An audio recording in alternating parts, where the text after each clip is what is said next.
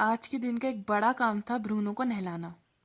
इतने दिन बाद घर आई थी, तो अब मैंने सोचा था कि इसको अच्छे से नहलाऊंगी क्योंकि ये बहुत ज़्यादा गंदा हो गया था। पूरे शरीर में इसके ना डस्ट लग गई थी। इसने पानी की बाल्टी देख ली थी, इसलिए डर के बैठा हुआ था।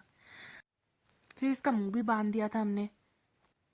अब धीरे धीरे इस पे पानी डाला ताकि थोड़ा गीला हो जाए। फिर शैम्पू में अच्छे से झाग बन जाएगी इसके। ब्रूनो को नहाना बिल्कुल पसंद नहीं है, इसीलिए ये ऐसे चुपचाप नाराज होकर बैठ जाता है। इसको कुछ भी करने को बोला ना, कुछ नहीं करता है।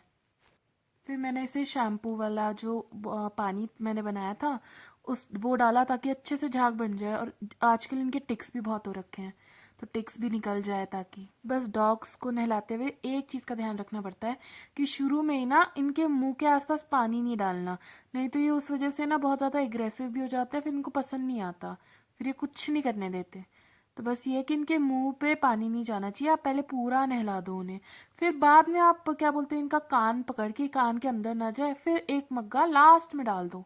और पूंछ तो बहुत आराम से करनी पड़ती है क्योंकि बहुत सेंसिटिव होते हैं लोग पूंछ के लिए।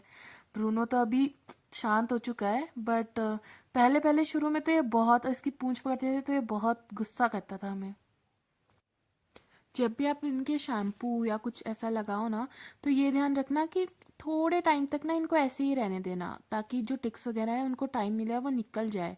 तो थोड़ा शैम्पू लगा के इनके 1-2 मिनट ऐसे ही छोड़ दो, फिर इनको अच्छे से नहला दो। पिछले 1 साल जब मैं घर से बाहर थी तो सबसे बात हो जाती थी।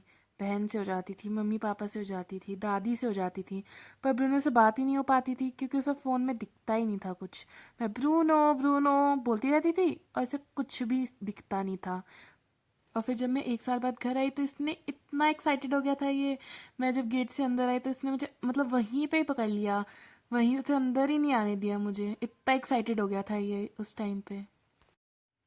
तो अब मैंने इसका शैम्पू अच्छे से निकाल दिया था और फिर इसको मैं अंदर ले आई थी और एक जगह बांध दिया था क्योंकि नहीं तो ये वहाँ पे मिट्टी में जाके ना अपने आप को दोबारा रगड़ लेता है।